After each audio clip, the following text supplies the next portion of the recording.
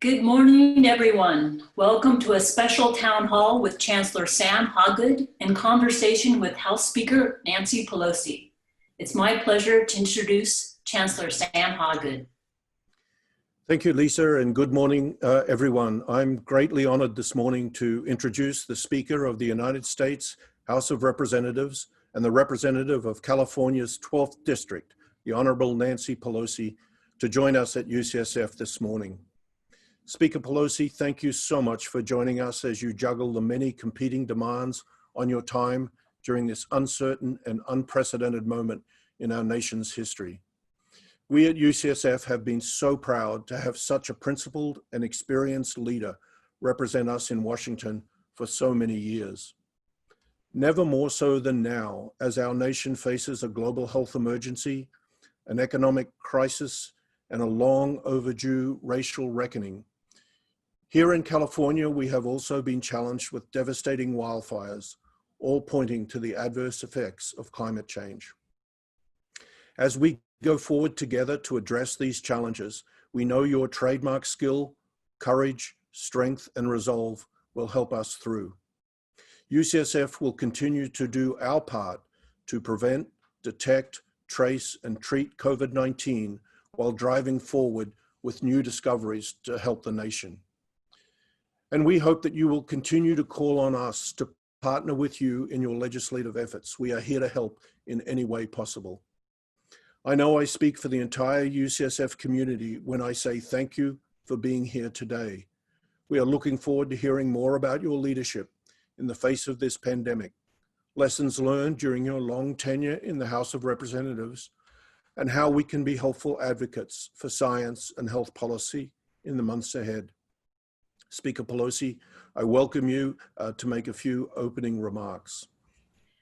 Thank you very much, Chancellor Hawgood, for your wonderful invitation to be with you, but more importantly, for your years of service to UCSF and your great leadership now as Chancellor. It's always a privilege to visit UCSF, this time virtually, but never a time more urgently than when we have so many cross currents of how we meet the health needs of the American people when we're in a fight about respect for science as we do so. I say that though, remembering very clearly decades ago when we in San Francisco were blessed with the great intellectual and health resource that UCSF is, when we took that terrible, terrible taste of HIV/AIDS right from the start at UCSF. It enabled me when I came to Congress to be able to have legislation that led to the Ryan-White Care Act, where we could show that in San Francisco, we had community-based research, community-based prevention, community-based care, because much of the work that was done at UCSF. So for a long time, UCSF has been in the lead in our nation in terms of quality of ideas as well as implementation of them. So as we come together now at the time of a pandemic, when you have appropriately referenced the wildfires, which are a part of climate issue, which is again another issue where there is denial of the science. It really is very important for us to kind of unify the country around the beautiful, beautiful gift that science is. In Congress, sometimes they say, faith or science. You have to choose between the two. And as a very devout Catholic, I always say, well, science is an answer to our prayers. That's not always the answer they want. But if whatever you're talking about, the answer is probably science. Science in terms of health, science in terms of preserving the climate, science in terms of creating jobs, science in terms of defending our nation, protecting in terms of sophistication and invention in order to protect our nation. It's in every way. And science for our children to learn about God's great creation. So thank you for the opportunity to be with you. I really would love to just get to questions because there's so much going on here.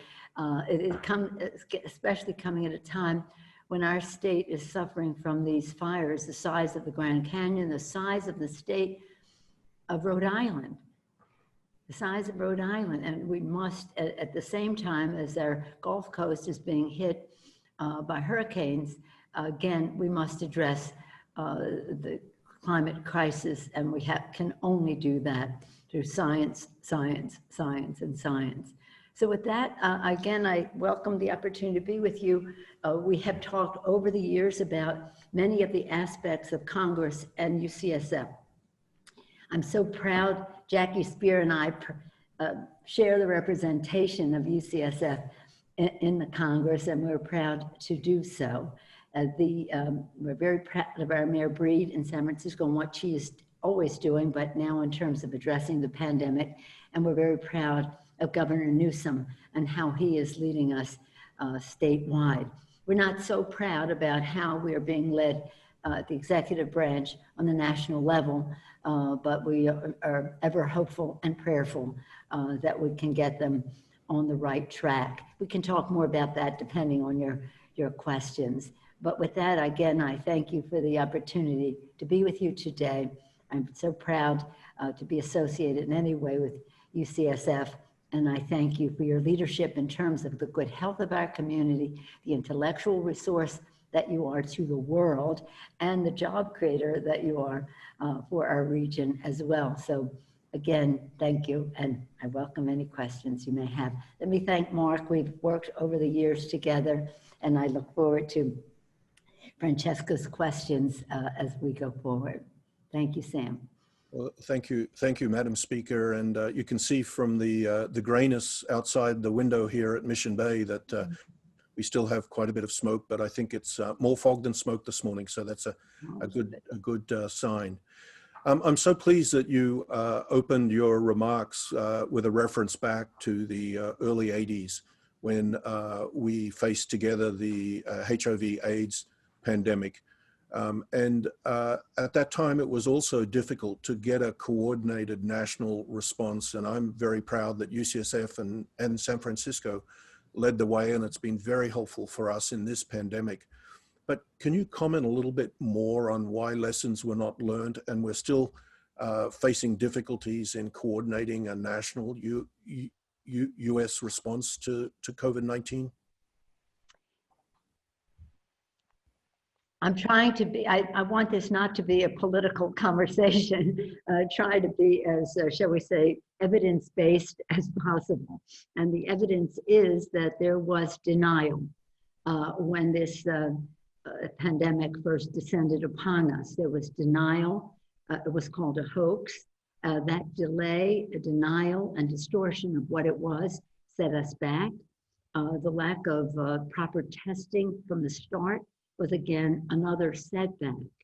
We're all hopeful that it was not going to become what it has been, but being hopeful is one thing, preventing that from happening is another, and there was just such denial. And now we did have 4 bipartisan bills that we passed to help to the extent that we could find bipartisan agreement, very important. And some of that money in the CARES Act came to UCSF, and part of that was to help students with tuition, but none of it was really enough. And that's why we need the HEROES Act now. Again, trying to sound as unifying as possible, there are 2 things here at work that are not so good.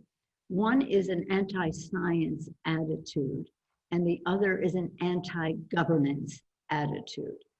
You don't believe in government, you don't want to have regulations for clean air, clean water, or whatever, and you don't believe in science, so you don't have to pay attention to science, and therefore you don't have to govern, so you're just where you want to be, nowhere, in terms of progress for our country. And I think that anti-governance, because that costs money sometimes to govern, and also it requires a recognition of science.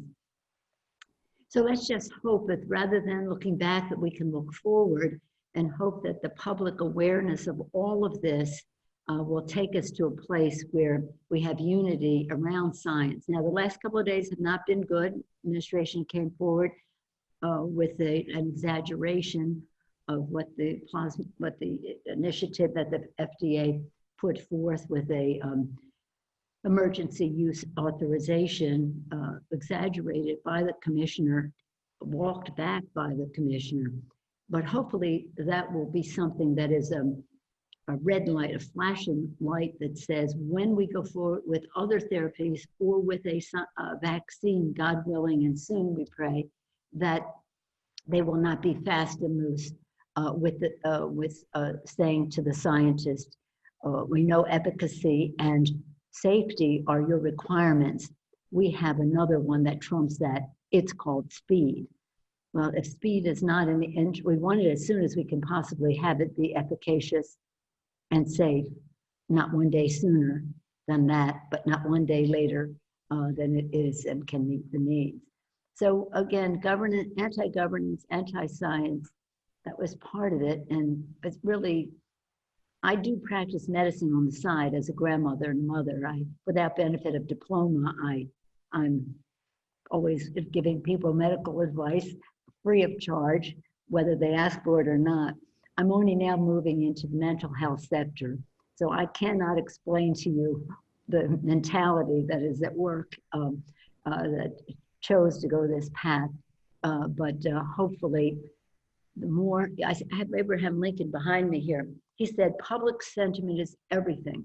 With it, you can accomplish almost anything. Without it, practically nothing. So hopefully now the public sentiment that is out there about this, the concern that people have for their health, the health of their children, et cetera, will insist that the administration do things differently and that we can work together as we go forward.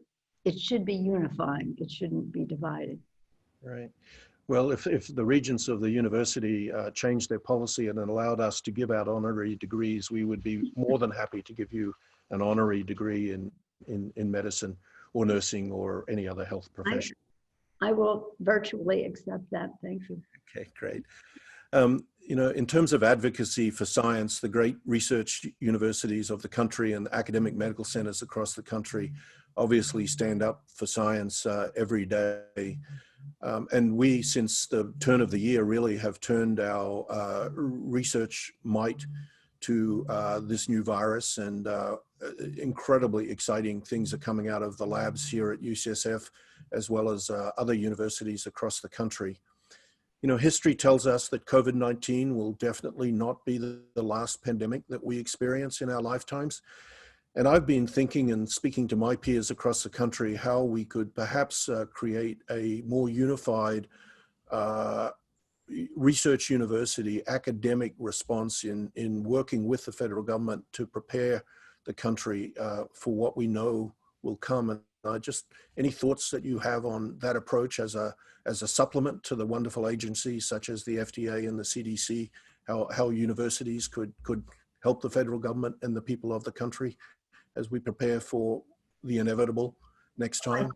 I think that, again, from your great scientific mind, a great idea on how we can go forward to exploit all of the opportunities that science has to offer in a way that saves time and benefits the American people. We do have a bit of a model. I had the privilege in the 1990s, as a member of the Appropriations Committee, I was tasked with 3 other people, Tom Harkin in the Senate, All Inspector in the Senate, and John Porter, Republican, in the House.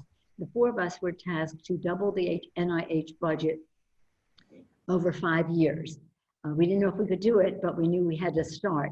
And how it relates to your point is that we immediately brought in all of the leadership of the leading institutions of higher learning in our country, including UCSF, of course, starting with, and being from Baltimore, Johns Hopkins as well, but all of the leading administrators. And we said to them, you have a great alumni list, you have boards of governors, visitors, trustees, whatever you call them, who are influential in the community. You all have to join us in calling upon others in Congress to support the funding, the doubling of the NIH budget. It was our belief, and it continues to be our belief to this day, that is the best dollar spent by the US government. The biblical power to cure. And in the case you mentioned about a pandemic, even more urgent, the biblical power to cure. And the dollars spent not only create jobs, not only science jobs, but electricians, plumbers, carpenters, assistants, all different kinds of jobs. That's one thing, but create answers, solutions, illuminations.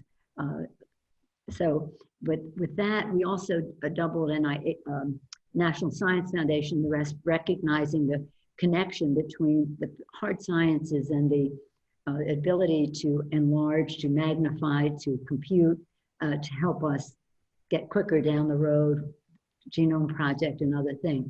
So looking at that and how scientists came together to get this done, I think speaks to your suggestion in a way that they will have ideas about how it might work from their perspective across the country, involving the entire, unifying the country around this idea that never again will the United States of America fall short in our leading the world in our response.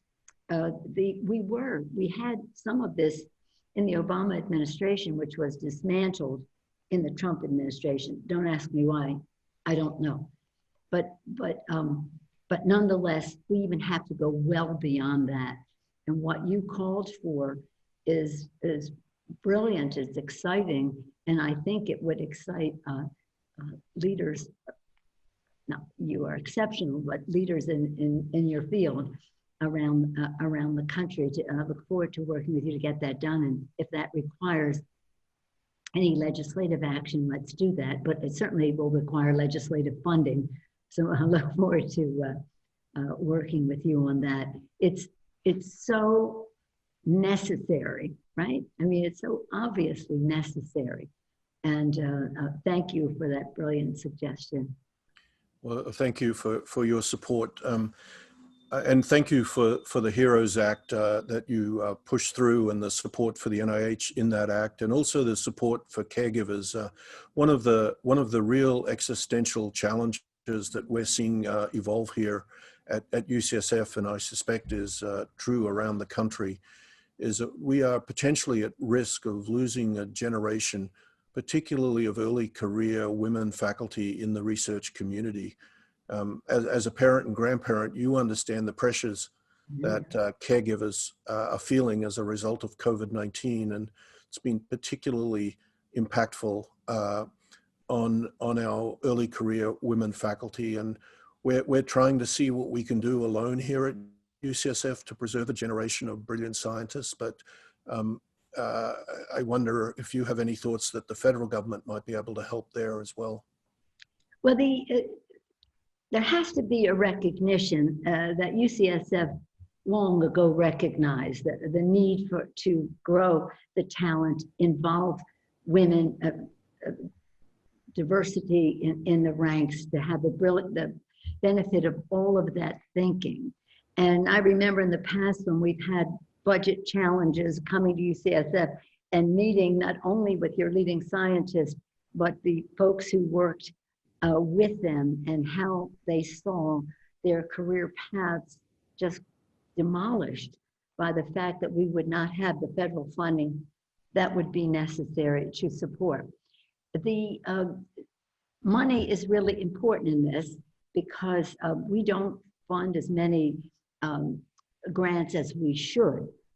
We have to do more, and we are doing more, but we need to do more, because only then will we reach the diversity that we need to reach, as well as diversity in gender, but also otherwise as well. So to those young people, and especially now with this, because people are risking their lives to save lives, and now they may lose their jobs.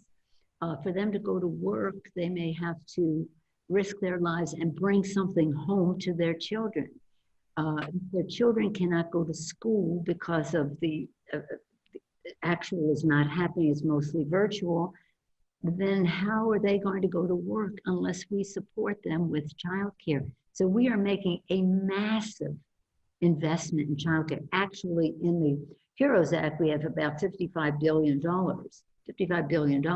But on the floor of the House, beyond pandemic, we have $210 billion, both using the tax code and using the appropriated function and policy to make health childcare available, especially when we're talking about parents and their career path, scientifically, or even just not if they're not inventing, they're caring for people, and that is such a valuable part of the good health of our country. So we see it all connected. We see it connected in greater investments in our research and development and the NIH, and extramurally, as this benefits institutions like UCSF. Not that there's anything like UCSF, but it's in the category of an outside the walls institution, but also to recognize that, again, we always say when women succeed, America succeeds. For women to succeed, although dads take care of the children too, by and large, we want them both, moms and dads, to have the child care they need to go forward. We also have to have some debt forgiveness and a better, a more affordable way for the education to happen in this. And in the HEROES Act also, we correct what the state of California, the state of Texas had their own version of how docs could take advantage of a debt forgiveness, loan forgiveness, and that hopefully this will become law, or this part of it will become law, even if the whole bill doesn't, so that we can correct the Texas, California challenge there. But I thank you for recognizing that our healthcare is only as good as it represents every aspect of our society. And you would think that that is something that everyone would encourage, not only by the education of our healthcare providers, our scientists, but also by including everyone in the loop to be have access to healthcare, because we all learn from each other. The epidemiology of it all benefits the more we know, and that's the beauty of UCSF, a place so diverse as San Francisco and California, that you learn from your patients, and your patients benefit from that knowledge, as does every other person. I always say the most privileged person in America, I don't care how rich he or she is, they all benefit by the poorest people in America having access to health care, because we learn from each other. Well, that's a great transition to perhaps the next question, because one of the things that has been clearly underscored by the pandemic is the enormous disparities in health outcomes, not just for COVID-19, but more broadly across almost any disease type. One of the things that we have done, and you may have read about in April, a group of our researchers partnered strongly with the community and did a study of coronavirus infections in a census tract in the Mission District. That tract is 58% Latinx, but we found that the incidence of coronavirus infection was 11 times higher than the city average, and 95% of the people who tested positive were Latinx. And I think this was the first study to really underscore the disparities in the pandemic, and also underscored that for testing to be successful, it will need to be smart testing along the lines of the Precision Medicine Initiative. Really test those populations that we know are most challenged here. And I hope that we could be of help to you as testing strategies continue to be developed, how we can deploy this limited resource in the most effective way possible. So any thoughts on how we can help get that message out that we need to do smart testing as well as just universal testing? I appreciate that, and I obviously was saddened and stunned to see the results of your study, but it is indicative of what is happening in the country, and it was something that I could use as an example of some scientific research because people will say, that's anecdotal. And I said, well, in appropriations, and you've heard me say this, Sam, so many times, the plural of anecdote is not data. However, data is data, and you had data. So it was more than an example of something. It was scientific, and that has been very valuable, and I thank you for that. Right now, in the HEROES Act, we have a large amount of money for testing, and what we wanted to do was to redress the fact that the disparity in communities of color is a total reality in all of this. Unless we have testing, tracing, treatment, isolation, of course, wear your mask and sanitation and the rest, but those things that we could do, public entities, this is absolutely essential. It takes money. But not only does it take money, it takes data. So in one of the previous COVID bills, we insisted that they get the data, give us the data, how communities were affected when there were tests were made, et cetera. And what you did see, not as much as we would have liked them to do it, but nonetheless, just publicly you see that the communities of color are hit very hard, and there are many deaths out of proportion to the demographic, the number of people in our country. So for us, when we're talking to them and we insist, if we're going to do this, we want you to do it. They don't want to do it. We want you to do it, but you have to do it scientifically. We have to keep track of what is happening. And they say, don't tell them I told you this. They say, do you know how hard it is to keep track of it? Yes. And that's why we have to do it. Because if you're going to have the smart testing, we have to be able to use our resources in a way. And it's immoral for us to proceed with this without recognizing the disparity in the communities of color. You know that better than anyone, but we have to kind of convey that to some people who don't, shall we say, are not as close to the public experience as some of the rest of us are. But I would welcome any suggestions you have about making that testing smart. Now, what we're trying to do, and the Bay Area will be a intellectual source for this, is to have quicker results. Right. Quicker results. The quicker we get the results, and then we can trace when it has more meaning because it isn't 7 days later.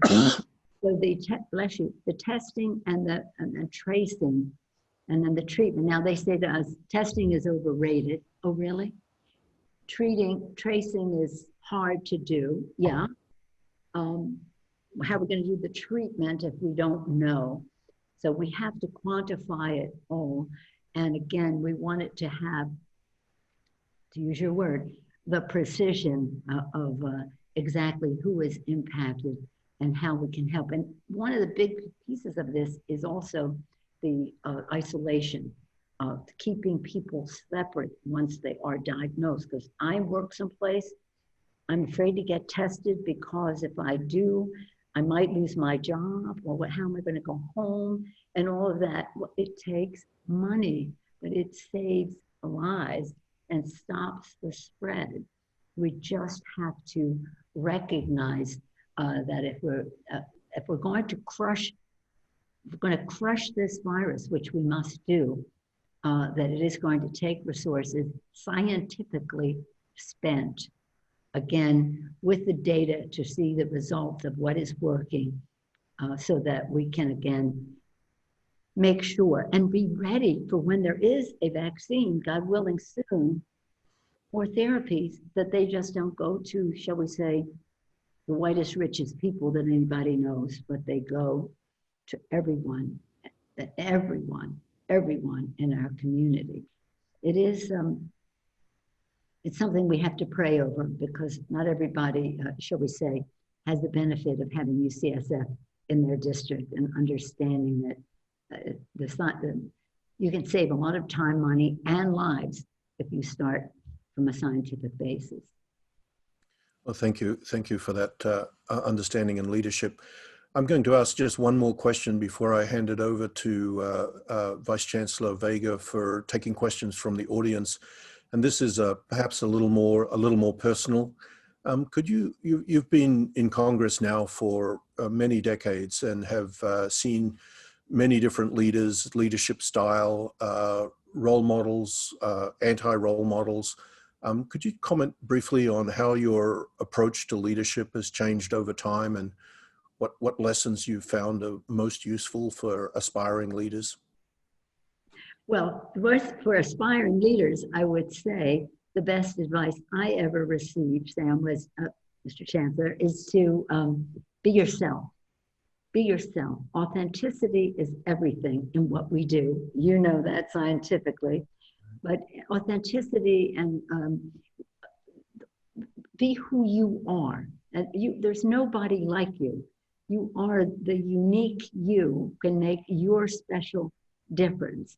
So over the years, when I never intended to go to Congress, I never intended to run for public office. I'm basically a very shy person. Well, I used to be anyway. And then people wanted me to run for Congress, and I thought, I'm never going to run for Congress. I have 5 kids, but by then my children were, 4 of them were in college, 5 and 6 years. 5 and 6 years. See, so that's why the children are my 3 most important issues in Congress: their health, their education, the economic security of their families, and their safe, that means gun safety too, environment in which they can thrive, and a world at peace in which they can reach their fulfillment. And so it's about the children. 1 in 5 in America lives in poverty. I say that, again, as you say, what guidance would you give? Know your why. Why do you want to be engaged in, whether it's science or public office or whatever, the military? Know your why. When you know your why, that gives you the confidence that what you know about that subject and the judgment you bring to it and the plan you have to make a difference will attract so much support to you because it is authentically you, genuinely you, uniquely you. So know your power in that regard. And the more diversity, the better. I say that with all the respect in the world for my dear husband and brothers and all the rest. It's not that we're better, women are better or whatever. It's just you need the diversity of opinion there. So I never intended to run. Then they asked me to run, so I ran. I won. Oh my gosh! And now I'm going to Congress. Never intended to run for leadership, but after a period of time, people came to me and said, "You should run for leadership." No, I love my Appropriations Committee, Labor HHS, the committee that funds the NIH and the rest, and Foreign Ops. I loved my committee work and intelligence. There were 2 places I was forged: intelligence and appropriations. By and large, largely bipartisan, not highly partisan committees. And then I decided to run for leadership, and here I am. But it wasn't a path that I was on. But in terms of over the years, 33 years, this summer, I'm 33 years in the Congress, it's about respecting other people's point of view. I took that to the Congress. I was raised in a political household, and we were Democrats, but we respected other people's point of view, and that was part of being a Democrat. Italian American, proud of our heritage, devoutly Catholic, still in all, fiercely patriotic as ethnic groups tend to be, and in our case, staunchly democratic. We saw that as part of our faith, do unto others, Gospel of Matthew and the rest. So again, not to convey my point of view to you, but your authentic you is what you have to be when you go there. And whatever it is, whether it's military, corporate America, academia, politics, whatever, just just value who you are. Know your power, because there's nobody like you. So again, consensus building, what I see now that we're today, this week, the 100th anniversary of women having the right to vote, they worked so hard, they fought, they struggled, they fought. And when they won, the paper said women given the right to vote. No, they weren't given anything. They fought for it and they won it, and it was important. And we stand on their shoulders of how courageous they were to get that done. But the fact is that, as I said, not that women are better than men, but the diversity at the table is essential. And women, just to your question, that I see are more consensus building. We listen, and respect other views and try to see. People say to me, "Oh, you really round up your troops like herding cats." No, it's not like herding cats at all. It's about building consensus, listening to what they care about, how we shape our best possible way forward. So know your power, listen, build your consensus. But to women especially, I say, be ready, because I didn't think for a minute I would be going to Congress and never thought I would run for leadership, but I was ready. Well, that's great advice to all those listening. I'm now going to turn it over to Vice Chancellor Francesca Vega to moderate a question and answer, if you're open to that, Madam Speaker. My pleasure. Thank you. Hi, Francesca. Thank you so much for this conversation. Thank you. Francesca, over to you. Great. Thank you, Chancellor Hawgood. And thank you so much, Madam Speaker, for your leadership, engagement, and steadfast support for science, public health, and of course for UCSF. There has been a lot of interest in today's conversation with you across the UCSF organization. We currently have nearly 4,000 participants. Hi. Yes, and we have received some great questions from our community since the session began. So I will jump into it.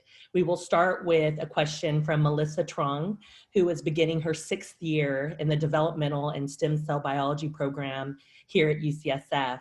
Melissa, the floor is yours. Thank you for taking the time to meet with us, Speaker Pelosi, and for always being a great advocate for science. My name is Melissa Trong, and I'm a graduate student studying developmental biology at UCSF.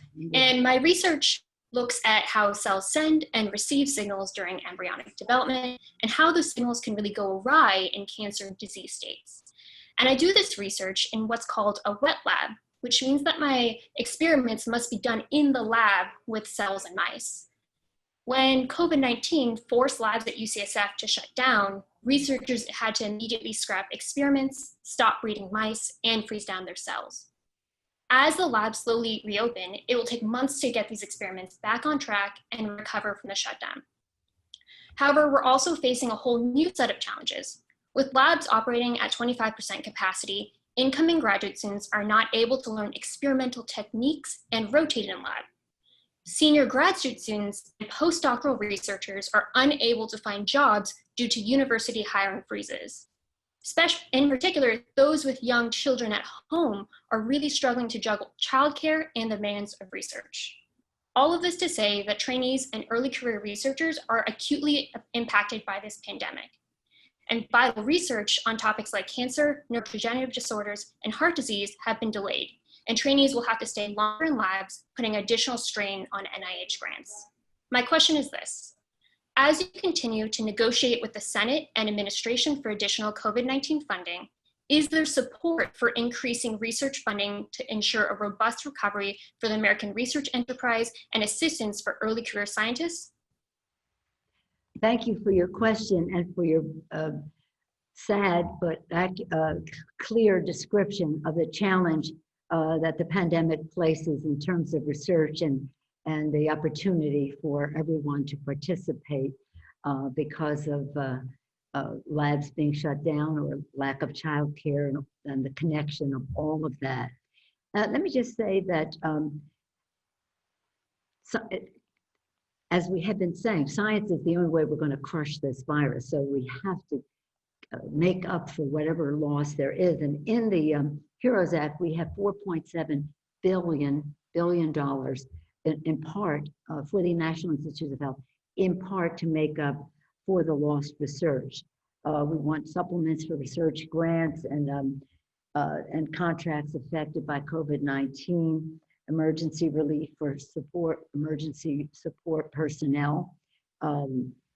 regulatory accommodation for existing grants and contracts. They're just the practical aspects of it. And we can only do that well if we have the money, the policy, as well as your experience. Your experience, just as you described it, there is a roadmap to some of the things that we have to be sure are not excluded, but are very much prioritized in how we write the law. And then there's certain things that apply to people individually. In other words, what we do on childcare and the rest, and how the tax code impacts people for expenditures they're making that they might not have had to make for this. So using policy, appropriations, and the tax code, how we not only in the macro sense address the problems that you have described, but in the personal sense help people cope in a very good way. And again, not to sacrifice the well-being of their children. As I say, people are working to save lives, risking their own lives, and again, at the risk of losing their scientific opportunity or their jobs associated with that. So I thank you for your question. And as with Chancellor Hawgood's suggestion about how we establish something to be ready for the pandemic that could be next, what you are describing helps us prepare for that as well. So I look forward to continuing that conversation. Melissa, thank you. Thank you, Melissa, for that important question. Now we'll turn to a question that we've actually received again and again from our UCSF community. And that's, as advocates for science, health, and community, what can we at UCSF do to help the democratic process during the pandemic? Well, vote would be a good thing. You used the term earlier, public health. I do think that this pandemic points to the need for us to have a greater emphasis on the importance as well as the budgeting priority for public health system. We may need to have a community like a civil conservation corps, but with healthcare workers, this time tracing, but beyond that is culturally appropriate, linguistically prepared to reach out to everyone in our communities, not only to meet their needs, but to invite their leadership into meeting the needs of our entire country.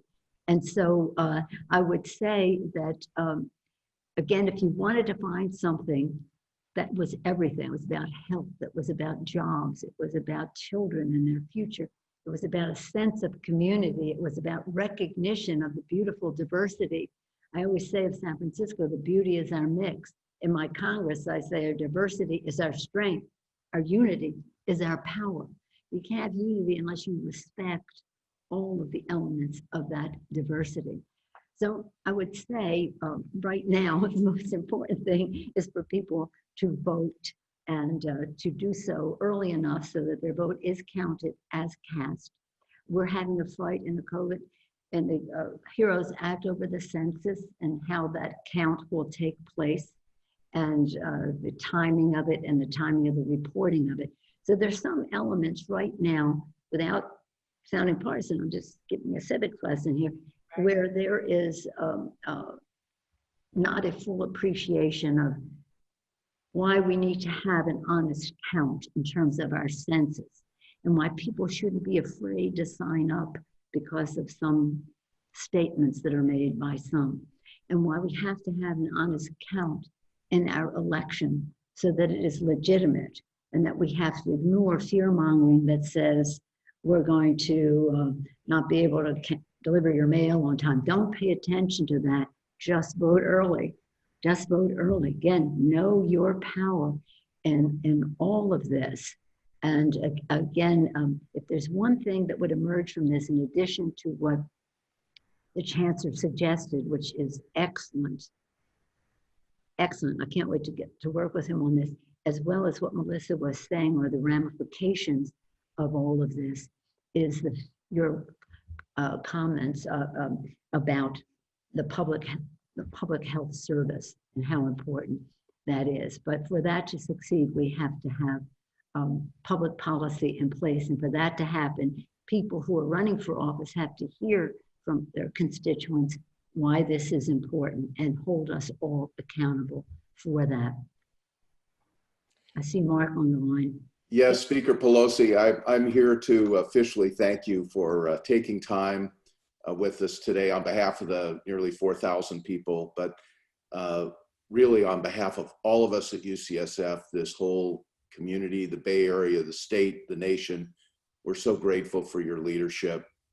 You've always been there for us, always listened. And I think what people, while they admire what you're doing now, your history of helping the underserved in this country and helping in healthcare is just unsurpassed. And while we call it Obamacare, there's a little asterisk that says it's really Pelosi care because you made that happen, and it has changed and improved the lives of millions of people. So on behalf of all of us, please accept our deep gratitude, admiration.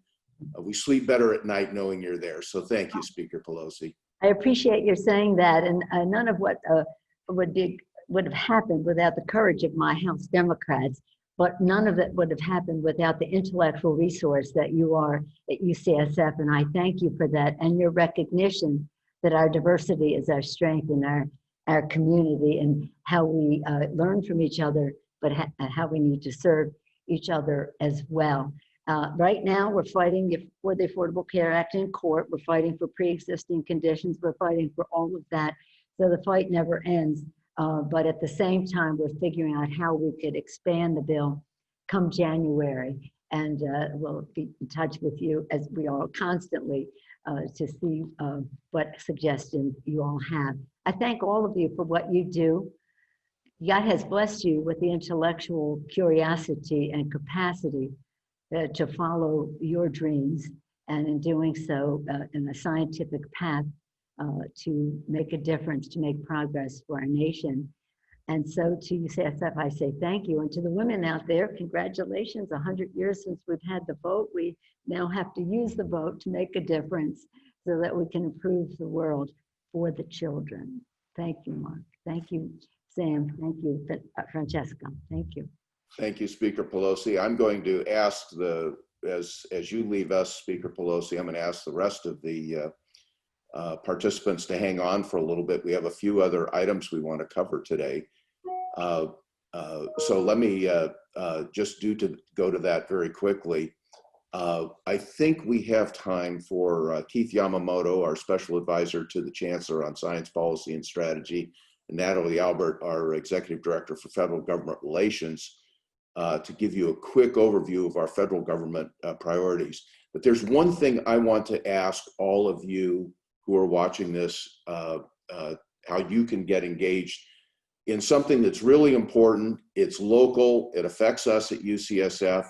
We will need federal help with it. We're going to need state help with it. We're going to need local help with it. And that's the rebuilding of our Parnassus Heights campus.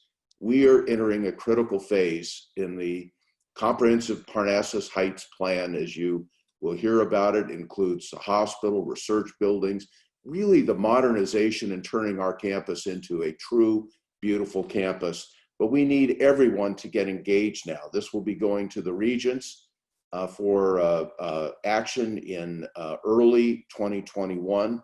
And I would like to ask all of you if you are willing to be an advocate for the science, for the teaching, for the community service, for dealing with health equity, for dealing with healthcare services for people who need it, to go online and text Parnassus, you see it right here, to 52886. That will give you a link on how to sign up, or you can go to ucsf.edu/CPHP/advocate, because what we need from all of you is to join our advocacy efforts to take UCSF even to the next level. With that, let me turn it over to Natalie Albert and Keith Yamamoto.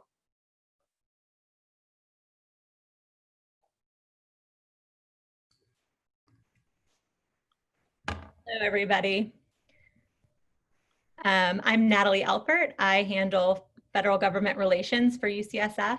And as UCSF's liaison to the federal government, it's my job to advocate for some of the policies that we were talking about in the conversation today. I work to support UCSF's mission to educate, heal, and discover. So that means working to increase investments in biomedical research, promoting UCSF's contributions to healthcare and innovation, and serving as a resource to both policymakers in DC, but also to you all, the UCSF community. There are lots of ways for you to influence policy in your roles at UCSF. In addition to our UCSF Advocates campaign, which I think we're going to hear about in a few minutes. Our students, faculty, and clinicians can also share their research and expertise by meeting with policymakers, by participating in legislative briefings, and by weighing in on legislation and regulations that impact the work that you do. So just please look to me and to my colleague, Amy Alden, who handles state and local government, as resources that you can contact if you hear from an elected official who's looking for more information, or if you want to learn more about opportunities to advocate for UCSF at the federal, state, and local levels. So as you may guess, for the last 6 months or so, most of UCSF's federal advocacy has been focused on the government's response to the pandemic. We've been sharing UCSF's research and clinical expertise with members of Congress, including Speaker Pelosi and leaders of the Department of Health and Human Services, to help shape all kinds of policy, including the expanded telehealth policies that have been so widely used at UCSF, as well as helping to address the disproportionate impact of COVID-19 on communities of color, and helping to better target healthcare provider relief fund distributions. We've also been working to help mitigate the impact of lab closures, which Keith Yamamoto will discuss with you in just a minute. So as we look forward towards the election and the final months of this Congress, addressing the impacts of the pandemic will definitely still be among our top priorities, as it will be for our nation's policymakers. However, Congress is also quickly closing in on September 30th, which is the deadline to fund the federal government for FY 2021. So in addition to the stalled COVID-19 supplemental funding package, Congress is also going to be under increasing pressure to pass an annual appropriations bill that includes a lot of UCSF's key priorities, including important investments in education, research, and healthcare. So a lot remains uncertain about what the next Congress might look like, but we are looking forward to working with Speaker Pelosi under her leadership to push some of our top priorities, which include ensuring access to vital research, including fetal tissue research, working on an infrastructure package that supports the growing needs of our medical and research community, and then protecting DACA and undocumented and other vulnerable members of our community, just to name a few of the things that we'll be looking to do in the coming year. We'll need your voice and your advocacy to accomplish these goals, and we hope you'll consider joining us in our efforts. And with that, I'll turn it over to Keith Yamamoto, Special Advisor to the Chancellor for Science Policy and Strategy, to talk about our work to increase federal investments in research. Thanks, Keith. Thanks, Natalie. And thanks all of you for staying on board here. I'll just want to say a few words, where our time is limited, but a few words about our research advocacy efforts. I'm going to focus on Washington, D.C. We're also active at the state level. But in DC, we are really actively in conversations with members of Congress, including Speaker Pelosi, of course, but also with elements of the administration, the Office of Science and Technology Policy, which is the President's Office of Science, the Department of Health and Human Services, of which the NIH is one.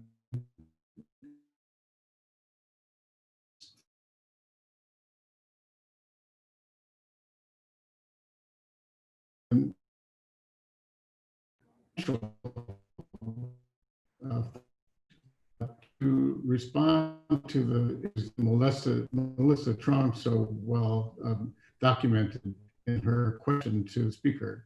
The effect of the shutdown was devastating in really stopping all research that's not related to COVID-19. And of course, really putting a stop.